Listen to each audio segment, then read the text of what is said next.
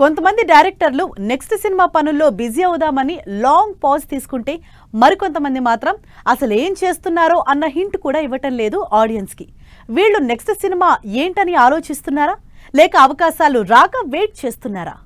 100 కోట్ల కలెక్షన్లతో హీరోకి ప్రొడ్యూసర్ కి హిట్ ఇచ్చి గీత గోవిందంతో తనకంటూ ఓ మార్క్ క్రియేట్ చేసుకున్న పరశురామ్ ఇప్పుడు ఏం చేస్తున్నారో అసలు ఐడియా లేదు జనానికి.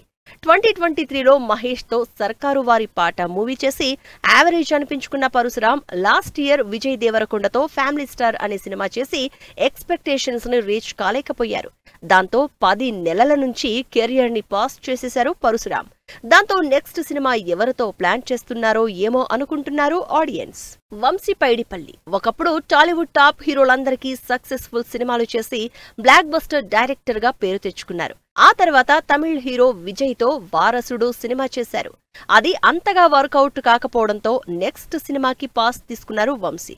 అందుకే వంశీ నెక్స్ట్ ప్రాజెక్ట్ మీద అఫీషియల్ గానే కాదు, కనీసం రూమర్స్ కూడా వినిపించడం లేదు. సురేందర్ రెడ్డికి ఒక్క ఫ్లాప్ బాగా బ్రేక్ ఇచ్చింది. అంతకుముందు స్టార్ హీరోలతో ఎన్ని హిట్ సినిమాలు చేసినా అఖిల్ తో చేసిన agent movie Surender Reddy career కి పాజ్ ఇచ్చింది.